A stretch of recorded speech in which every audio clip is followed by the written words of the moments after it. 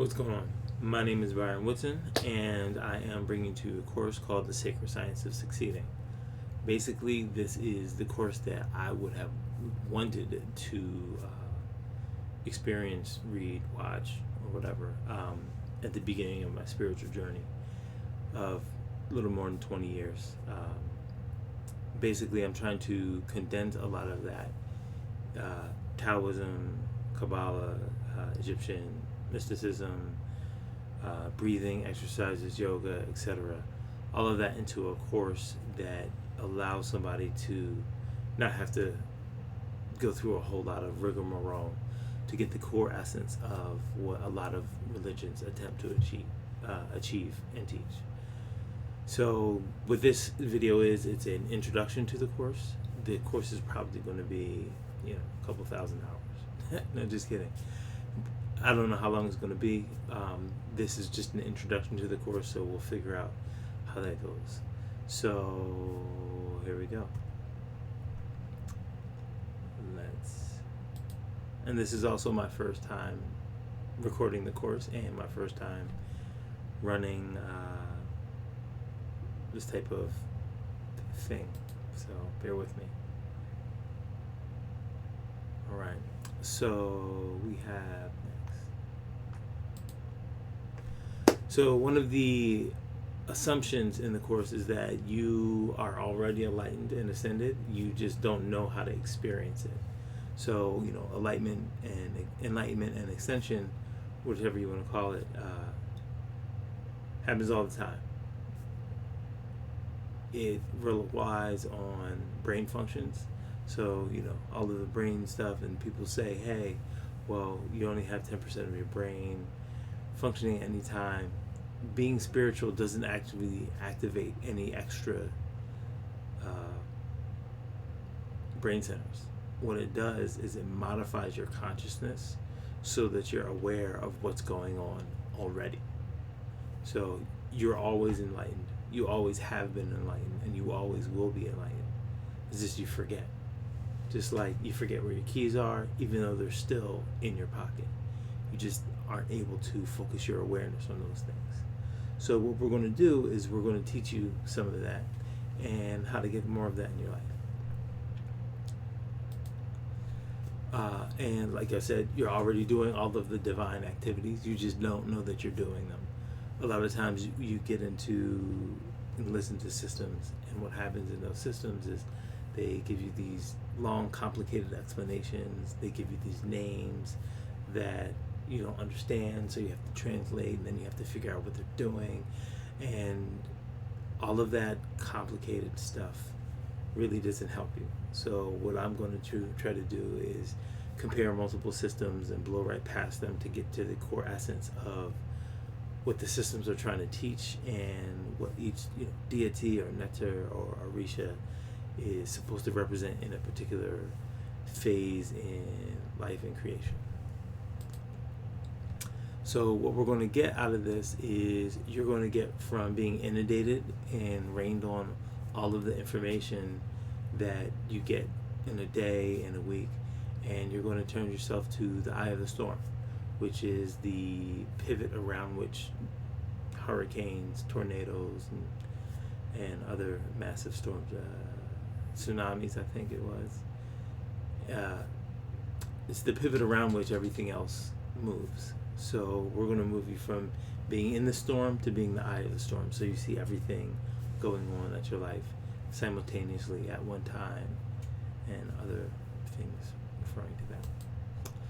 So what you're going to get out of this is plain explanations. Like, I've read a lot, I try to translate a lot, and I think that I'm able to take a lot of the complicated things out of the complicated language and putting it into something that's a lot simpler to understand at each stage and in total.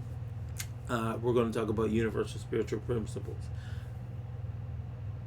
Different religions have different ways of cutting up the world. They have different deities, neters, and whatnot. So what we're going to try to do is get past the particular form of those concepts, and we're going to talk about the reality that they also try to point to. So we're not going to use the verbiage of, well, we're going to refer to the verbiage to kind of remind you what's going on in each system, but we're going to mostly try to talk about the reality rather than talking about the system itself. We're going to talk about spirituality in action. So I don't like spirituality as a kind of state that you get in, like, hey, it's nice to be enlightened, it's nice to be ascended. But these are also functions that happen and functions that you engage in on a day-to-day, on a day-to-day basis. So what we're going to do is we're going to kind of lean towards looking at all of these not as just states of being, but ways of behaving and acting that you perform already. So for instance, some people call, consciousness the highest state, right? If you achieve consciousness of being conscious and not conscious of anything else, they call it samadhi, awareness, Obatala, Osar, Keter, Metatron, whatever your language your religious language calls it.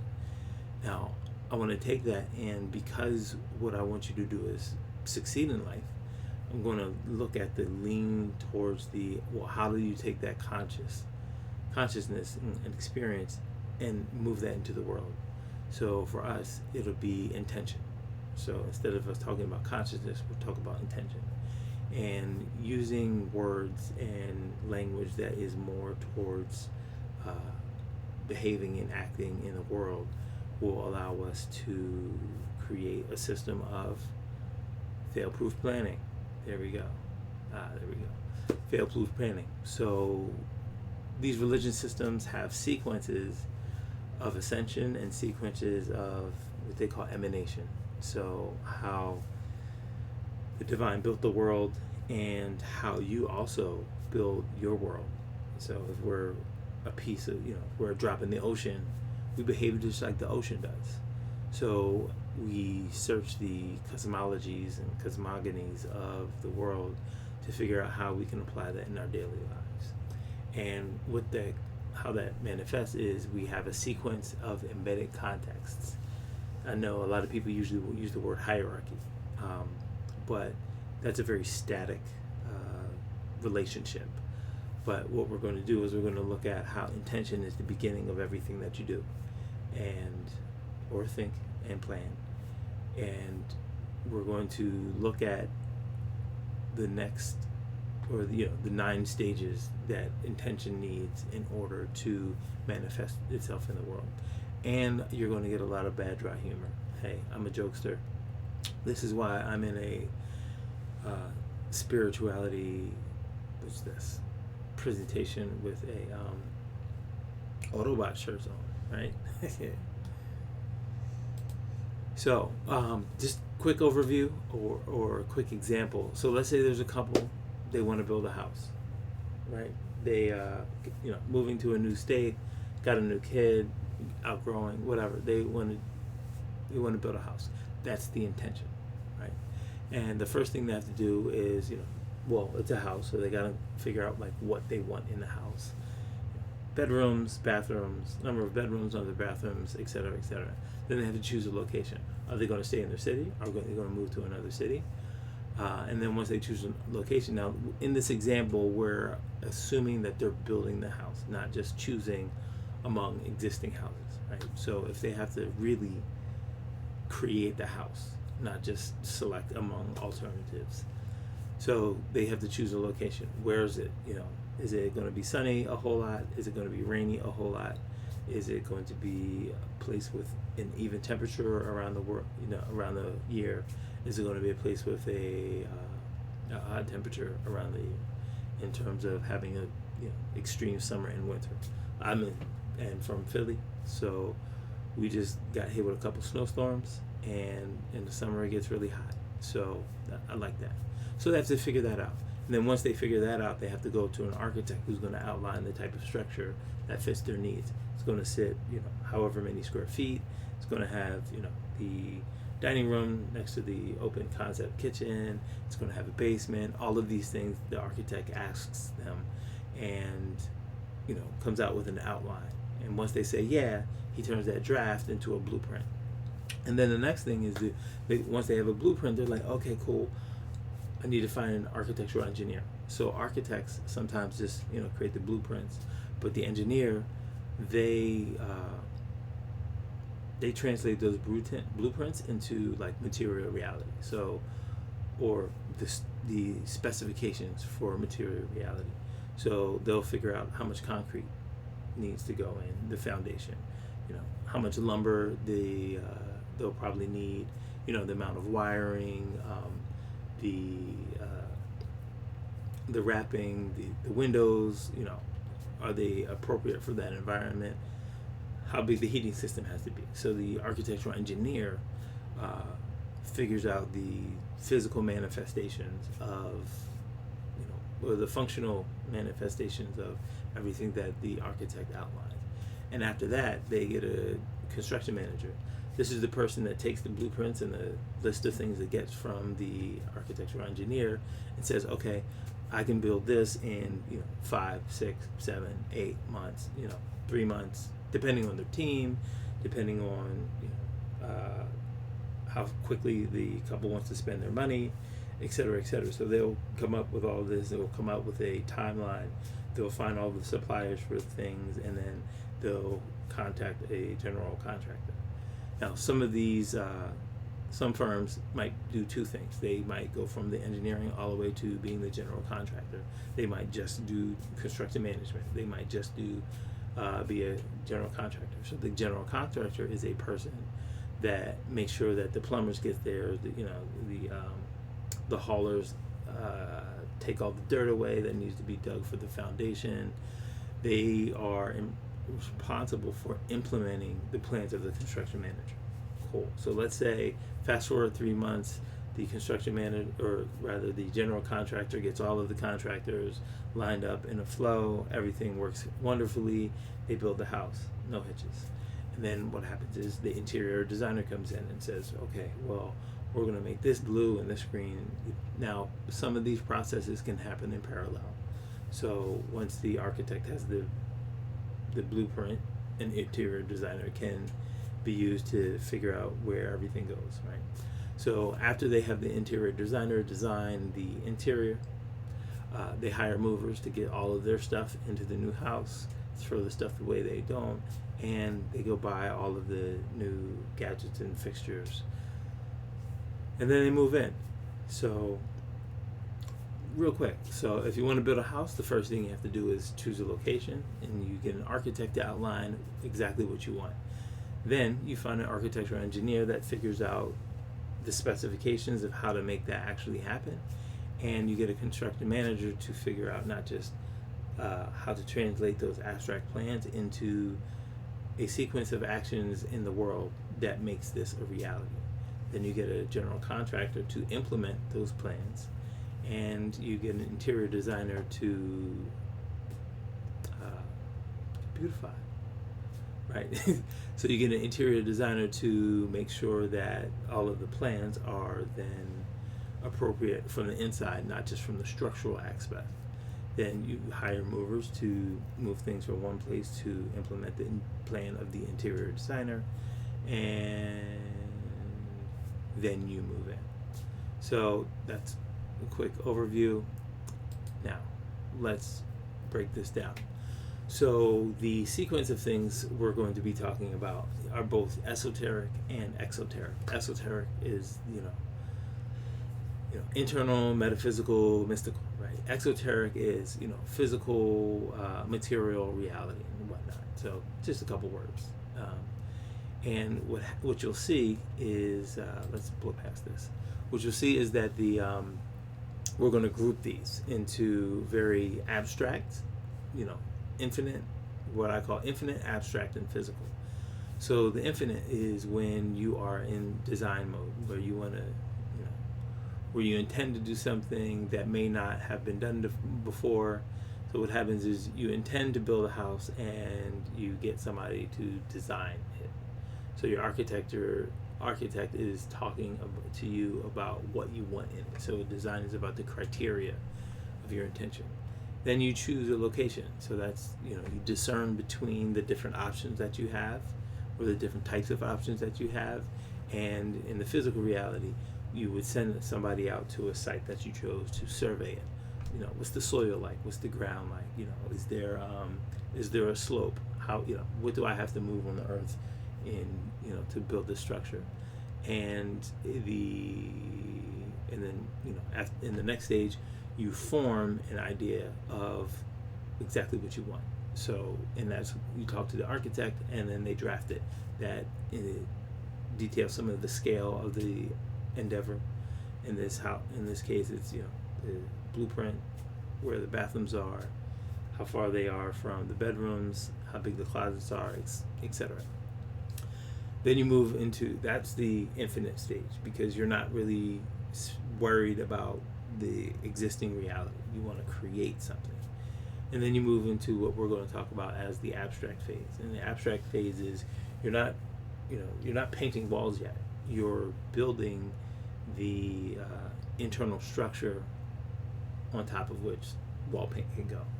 So what you're talking about is how to implement the reality in the future of the form of the house. So internally, you organize what's going on. You make functional differentiations between things. Like, organize is like organs. Your liver does different things than your skin, does different things than your brain, does different things than your ligaments. And so you have to have that functional differentiation, which an engineer goes and figures out. Like, the transmission is different from the chassis of a car, which is different from the part of the car that does the steering column and system and all that stuff. And then you find how to build this, right? Internally, you plan, like, oh, I'm going to do this. Once you organize, hey, I want stuff to be like this, I'm going to plan. And then after you plan, you say, okay, you compose, just like a composer creates music.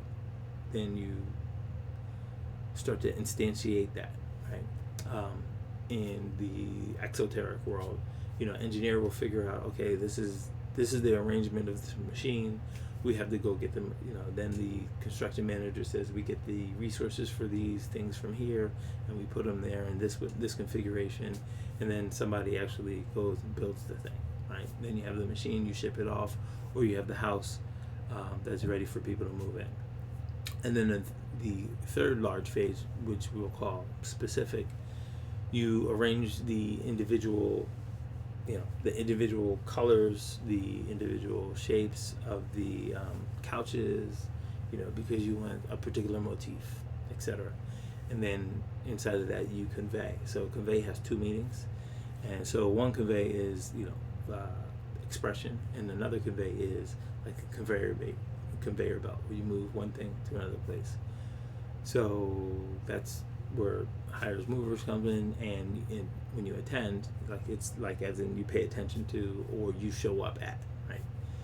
In the exoteric world, we talk about, this is a presentation. So I'm presenting this to you to transfer information so you can use and operate this information. So what we're going to do in this course is, when we're going through stuff, we're going to talk about both the esoteric or internal, and the exoteric and external aspects of anything and everything that you do. And hopefully that will be a lot more useful to you in terms of using these stages to create plans that you then implement in life. That's a mouthful. All right, so we have the infinite, the abstract, and specific levels, and they're going to be subdivided into time, space, and energy. Let's see. Yeah, cool. So we have the infinite level. Want to build a house, chooses a location, architect outlines.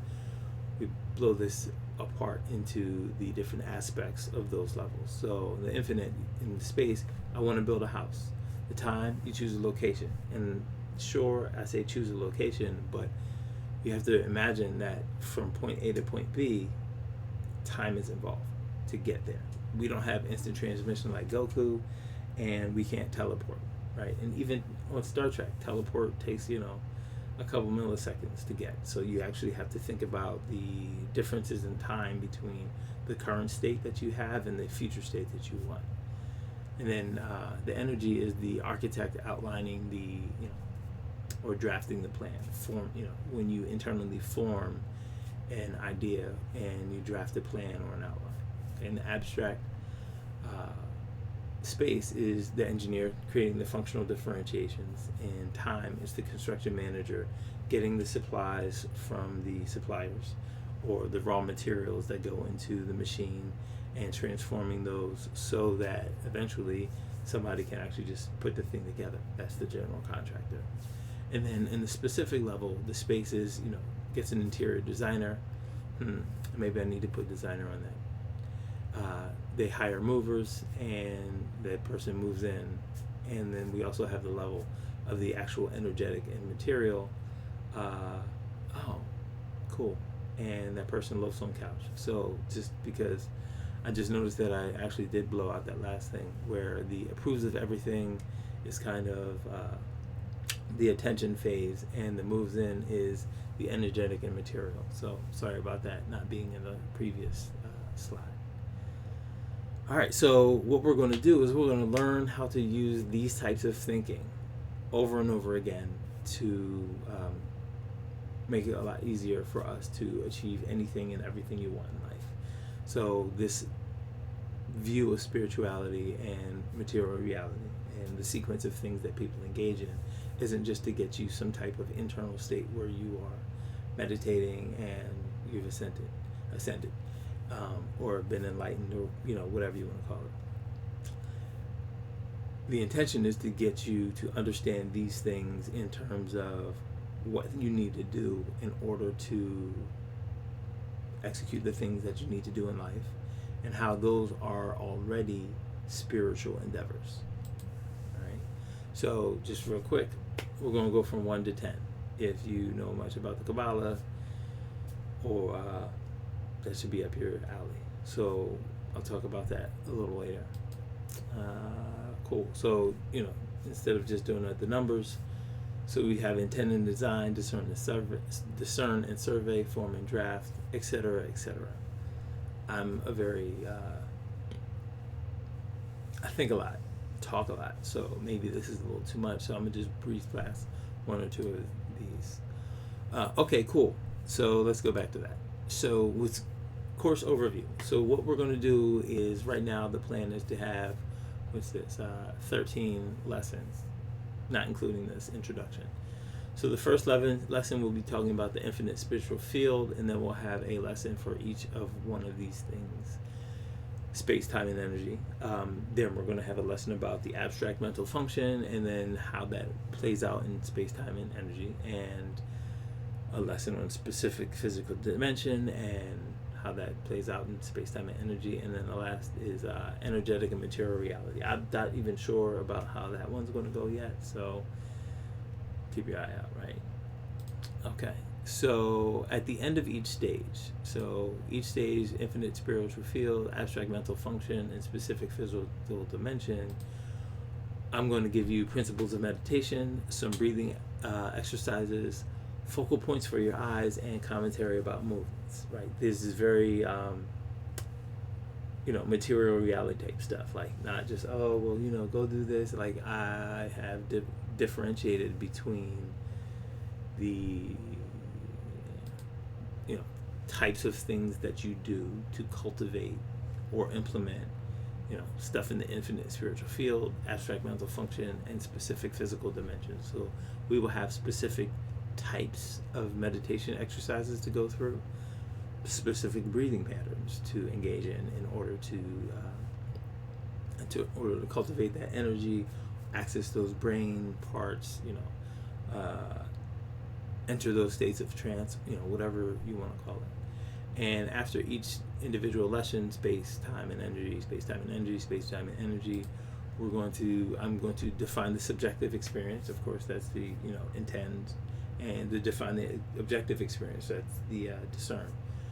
And we're going to talk in much more detail about each of those. And then I'm going to leave you with 5 core questions, probably 5 core qualities of each thing, that apply both internally and externally, and 5 core questions that you ask internally and esoterically and exoterically, or internally and externally, to kind of give you a little more definition about how that plays out in your own life and in the endeavors that you engage in. Cool. This is kind of a summary of what we were talking about. Stages of planning. Yep. So the other thing is, whenever I say metaphysical, instead of it just being a abstract and static reality, it's actually a set of stages of planning. So we're not going to talk about the metaphysical realm as it exists independent of behavior and action. You know, whatever you want to call the big E existence that created existence. It created the existence and universe that we live in. The same process that it used to do those things is what we use on a day-to-day basis to inform the actions that we take. Ooh, so cool. So there's a lot of stuff in this here thing. So I'm going to try to minimize talking about geometry, numerology, mysticism, supernaturalism, psychology, and complex relations. Okay, maybe not the complex relations, but kind of. I'm going to try to minimize calling things like netters and sephiral and signs and orisha and archangels, which are some of the different ways people in different systems talk about the same reality. And I'm not going to try to not talk about the details about the history of different disciplines. Like, I'm not worried about, you know, who was born at what time and what they had to say about what. It's all baked in, right? You know, I used to read, or when I had philosophy class, I used to dislike that a lot of philosophy was talking about what earlier philosophers talked about, rather than just talking about the reality. So I didn't like that. Like, I want to deal with just like the core reality. So I'm going to try to be as consistent as possible about talking about the realities in plain English, rather than referring to another language-based. Cool. So instead of using the name Neter, Sephiroth, Sign, Orisha, Archangel, I'd probably just call it a principle. You know, I think that's the most universal way to talk about that. Universal. So what I will wax poetic about are the universal functions and operations, the 10 we just discussed, of how each of the phases, stages and phases help you succeed. So the stages were the infinite, the abstract, and the specific. Or let's get a little more specific. The infinite spiritual field, the abstract mental function, and the specific physical dimension, and how each of those goes into how you can specify each of those so that you succeed. There we go. And we'll talk about, like as I mentioned before, intention as the active basis for living. So it's not just being conscious, it's being intentional about what you do in the world and making sure that you fulfill it. So, just a really big picture thing. I'm a big fan of Octavia Butler, and she has a book called The Pattern of the Sower, where her character makes up her own religion based around the notion of God is change. And there's a phrase in there that, you know, took root among in me, and it was saying the destiny of Earthseed is to take root among the stars. So, you know, I think it's the plan of life to get to the point where we can go to the stars. You know, I don't know how that's going to work, but hey, I figure it was important to say, instead of just thinking about this, you know, particular planet and material reality that we live on it. So, who am I? Little quick, got 3 versions of this bio, and then a little more detail about stuff. So, I used to be a lifeguard and swim coach. Now, that's also, we'll talk about that in the next slide, the swimming. I've been a teacher, I've been a software trainer, Drupal and WordPress website developer. So if you need a site, hit me up. I can build it. It'll rock. I've been a marketing operations manager, and currently I'm a business marketing and technology consultant. Sweet. That's my professional bio. Now here's my spiritual bio. Hopefully you like this picture. It's not covering this area, but you can't win them all. So I'm a skeleton with different layers of experience on top of us, or we are, right? So I was a swimmer, grew up swimming, and the reason that's important because a lot of spirituality requires breath work. And let me tell you, you want some breath work, you learn how to swim.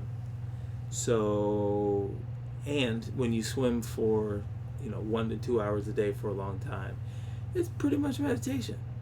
When I started doing formal meditation, I would go into breathing patterns and I would be like, oh, this is swimming at 50%.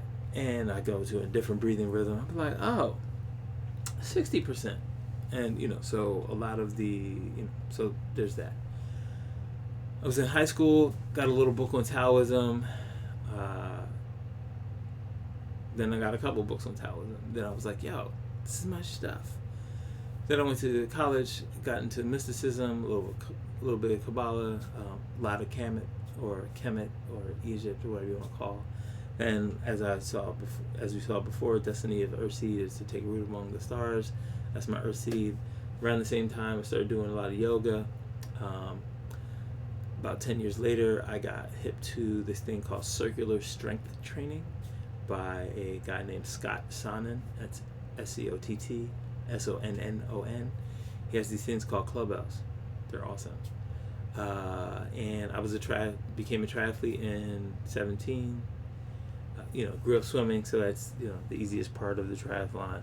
So I'm kind of in training for doing an Ironman. I'm on my winter rest. Bears gotta hibernate, right? And then I've recently got into astrology. So now I've been in astrology because almost all of the systems that I've dealt with had some explicit astrological implications, but I never went into the details of stuff. So maybe saying I'm going to astrology is a little bit of a reach, but that seems to be the path I'm aiming at. I am not going to do astrology courses or readings. No. So I'm also a Pan-African revolutionary, right? ADOS also. Now my strong thesis for all of this is African unity can only be based on astrological correspondences that translate ontological reality between different languages and the people that speak them. So basically, if I'm spiritual and you're spiritual and we speak a different language, your language usually has stories related to what happens with the planets and stars and zodiac. Mine does too. So if we get into a conversation, this is assuming that we're both high-level priests or priestesses, or we get into a conversation, we can figure out what each of us are talking about based on the metaphors, the myths, and stories that we have about each planet, how it plays a role in the life of the individual, etc. And if we want to achieve some type of African unity and spiritual revolution, what we need to do is work on this translation. So yeah, that's that. So courtesy of, so why I'm a Pan-African revolutionary, mostly courtesy of the City of Philadelphia Police Department move bombing. Lots of story there. Don't want to get into it. So I grew up about a mile and a half from the bombing. I saw the helicopter drop the bomb. I woke up, or I went to sleep thinking that everything was going to burn because it was, they had it was a 15 alarm fire and it just started jumping blocks. And I was close enough to realize, looking at the atmosphere of that, I thought West Philly was going to burn and me too in it, right? So anyway, I went to school at the University of Pittsburgh, where I hit up this Afrocentric professor, Rob Penny, taught me cool. And then later in the same thing, at the same university, I discovered Amilcar Cabral, who was an African revolutionary of Guinea-Bissau and Cape Verde Islands. And the book, Warriors at Work, about his revolution really, really specified a lot for me about how society works, revolution works, scales of action that you can or cannot take, and how it, all that stuff. Anyway, so I read a lot. I read a lot. So maybe you can see this. Here, let's switch to this view. There we go. So these are my wife's books, Lion. But this is, a little bit of my library right there. Boom. You really can't see it because so let's do this. Boom. Yeah. There we go. There's some action. That's that. And then I've got a lot of junk over there and other stuff. So I read a lot. And this little bibliography are pretty much the things that kind of basically said, all right, Byron, you got to build this. So in Taoism, I told you, Thomas Cleary is the best translator of anything in Taoism. So if you want to read anything about Wu-Tang, right? Just kidding.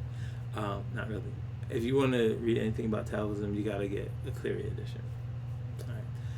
Went to school, hit up Zen and the Art of Motorcycle Maintenance, which is a great exploration of the parallels between Western and Eastern philosophy.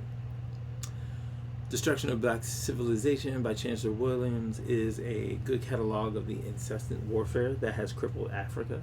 Right? The Metuna Tear by Ra'an Ephraim, really, really deep. It corrected it. It put flesh on and corrected a lot of the stuff that I was learning about the Kabbalah. Because people are very close to the chest with the things that form the core identity of their religion. They tell you some things but not others, and so far as I could tell, the Metuna Tear was the first time that I saw something that was like, okay, this is the full fleshed out system, not somebody holding back things. Then Warriors at Work, that's about Amilcar Cabral. And then we have Awakening, Healing Light of the Tao. This is a book by Mantak and Mani Wang Chia. It talks about the microcosmic orbit. So everything in Chinese practice is about, qi and the meridians and all that stuff. Acupressure and acupuncture, those are external technologies and techniques that people use to heal themselves and others. And there's an internal one where it has a specific meditation where you feel the energy running through your governor channel, which is directly correlated with the different layers of the chakras. So imagine you have chakras in the front and the back of your body, and here's a meditation to make sure that you hit all of them. Oh, let me switch back to get back out of the middle.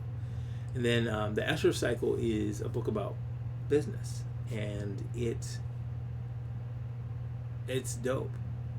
If you want to go into business, you should read that. It is the most comprehensive analysis of the inner workings of business that I've seen.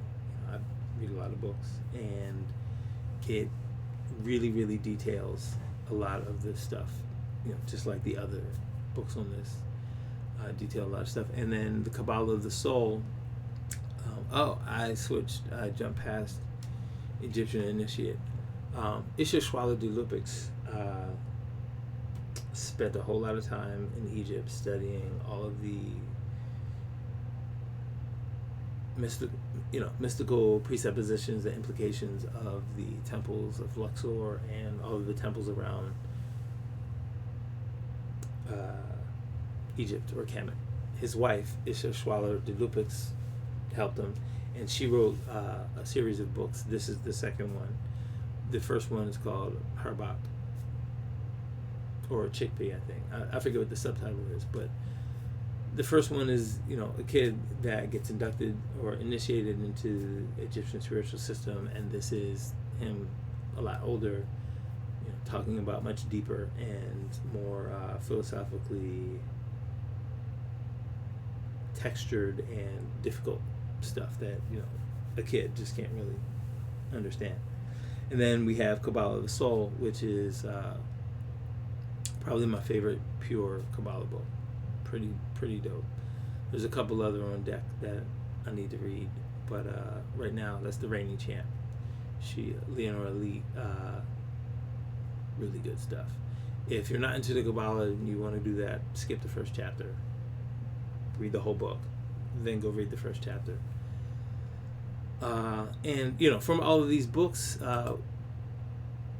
graphical models, because I got to see stuff, right? Or I got to sense stuff. We'll talk about that later. So you'll see on the left, this is a diagram by Michael Wynn. He's one of the people that work with Mantak Chia that did the Awakening the Healing Light of the Tao. And when I saw this, I was like, yo, this is instantly like what everybody else is talking about. Whether it's the Kabbalah talking about the split from 1 to 3, or the duality of the creation. You have the bases that become yin and yang, and then you have the interaction, and then you see that as it goes down, it gets progressively more complicated, complex, more things to manage. Same thing with the Kabbalah and the chakras. You go from the infinite unity to what the Taoists call the 10,000 things. Over in Kemet, you have Ra-Atun, in this system. Egypt has, Kemet has a couple of systems, so this is just one presentation. It can be this, or it can be the Agdoad that you deal with. So these are the systems what we're going to draw from and use to explain or how they pop into your life. And I'm a big guy for taking screenshots of stuff, so this is a nice big cross-referenced version. I'm not going to talk about this now, of all of the things. If you're into it, screenshot this, think about it later, and boom. So the overview of the course is we're going to talk about 14, it's about 14 classes. So this introduction, I guess, is class 1. Nice. We will have a class about the infinite spiritual fields, and a couple things after that, or at the end of that class, we'll talk about to help you get in touch with the infinity. And then we'll have a class about the space, the time, and the energy, and all of these things. So that's it. That is the first class for the Sacred Science of Succeeding. My name is Byron Woodson, and let me hear you roar.